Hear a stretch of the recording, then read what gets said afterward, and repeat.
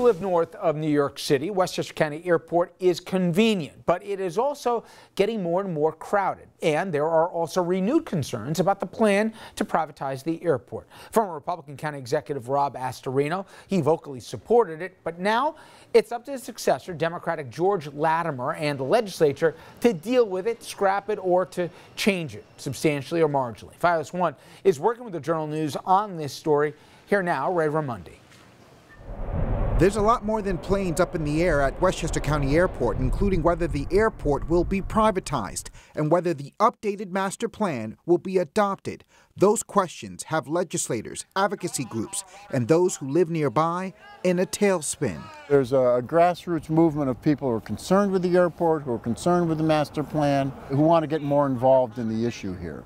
Journal News Tax Watch columnist David McKay Wilson has been delving into the master plan and the privatization plan for more than a year. Wilson says the Westchester County Airport's draft master plan, updated back in April of last year under the previous administration, does anybody in the room really care about this presentation? Received fierce backlash when it was finally released to the public in July of 2017. Part of the $462 million capital program of the master plan included 3 new parking garages, a $50 million corporate hangar, and a $10 million building for the county police and U.S. Customs. Expansions legislators and people who live in the county opposed. One, we have the master plan, which has taken 5 years to develop and is still not complete, and the county executive has to decide what to do with it. Critics also say the master plan forecasting for future air traffic ignored the Airport Terminals Use Regulation, or TUR.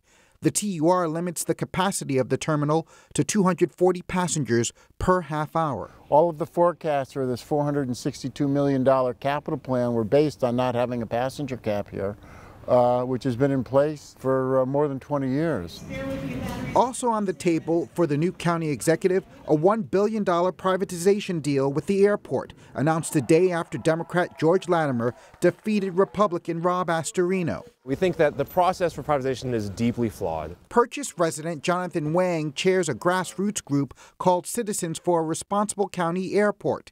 He is against privatization, which he says will decrease the accountability and force unwanted expansion of the airport. This false choice that we have to privatize the entire airport and we have to build this giant master plan with $460 million of construction, of which $150 million has come from the county, right? Primarily to expand the private aviation side. People don't want that. On top of the privatization and the master plan is an environmental threat. The State Department of Environmental Conservation conducted testing of 14 monitoring wells on airport grounds in August. It discovered contaminated groundwater. The contamination was caused by perfluorooctane sulfonic acid, known as PFOs, and perfluoroalkyl substances, known as PFAs. Environmental concerns in the area surrounding the airport have intensified over the last couple of weeks after the Environmental Protection Agency confirmed there were contaminants in a reservoir between Westchester County Airport and the Kensico Dam. That reservoir is about 1,000 feet from this location where we are, and it was discovered that those toxins seeped into a water supply at this office building you see right here, which is less than half a mile away from Westchester County Airport. They'd found levels of this chemical that were above the EPA guidelines. Noise, also a growing concern for people who live near the airport, as air traffic has increased 9% since 2016. In fact, last year alone, noise complaints reached record highs. Complaints skyrocketed to 1,807 in November and 1,822 in December. That's compared to only 73 complaints made during the same period in 2016. So between noise, privatization, the master plan, and environmental threats, there's no question the Latimer administration has many matters to address here. At the Westchester County Airport, Ray Ramundi, FIOS 1 News. And you can read the full piece on this right now on LOHA.com, and it will be a featured story in the Journal News this Sunday. Now, you just saw Journal News Tax Watch columnist David McKay Wilson in Ray's piece, and he joins me now to dig deeper. And listen, I'll confess, I've got a dog in this fight. I'm a neighbor of this airport here. Love the convenience, and also the sound sometimes can be overwhelming. That all said, Let's backtrack for a second, even before your piece, which I thought had a bunch of interesting revelations, one of which is the airport has grown, but the facility hasn't grown with it, whether it be parking. I mean, I swear it's a fire hazard. Sometimes you walk in there with how many people on top of each other. That said, something needed to change with the airport, but the process in which how we got the recommendations from the master plan that we'll get into to the complaints that were basically made quiet, the noise report, it has been a mess, David, and it's been highly politicized. Well, and the previous administration was at odds with the community with their airport policies. The privatization deal was not popular in the community.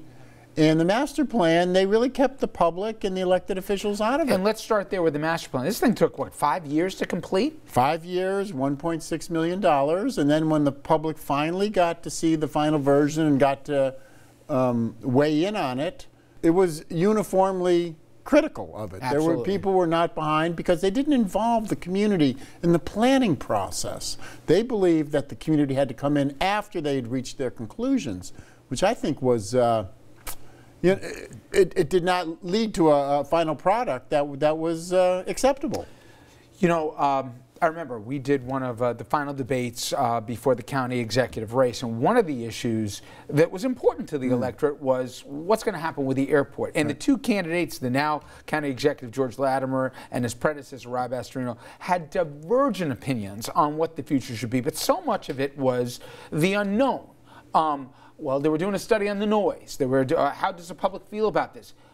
A lot of that stuff, and I don't care what political party someone ascribes to, that was kept from the voters in November, you found. It was. Well, there was this noise study that they'd done. Some guy up in South Salem, 20 miles north of the airport, wanted them to do a study of the noise over his house.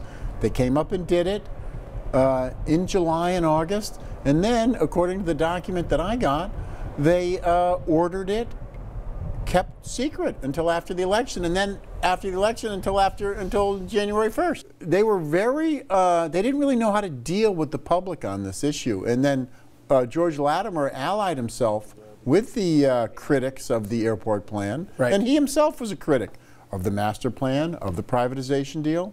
And I want to get to more of the consequence of that, but another thing you talk about was the contamination here.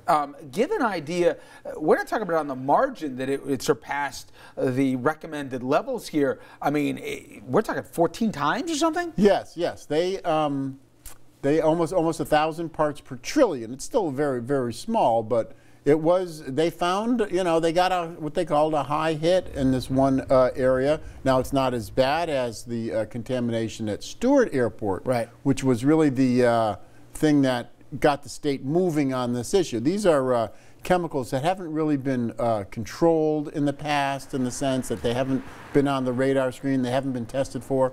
But after they found the contamination at Stewart Airport and the contamination of the Newburgh public drinking supplies, they decided to check out wells around airports around the state. But it was just yet one more argument in the side that the public had been kept in the dark so much about this, and it seemed not accidental. It almost seemed to be a part of a broader, at least, strategy to that point.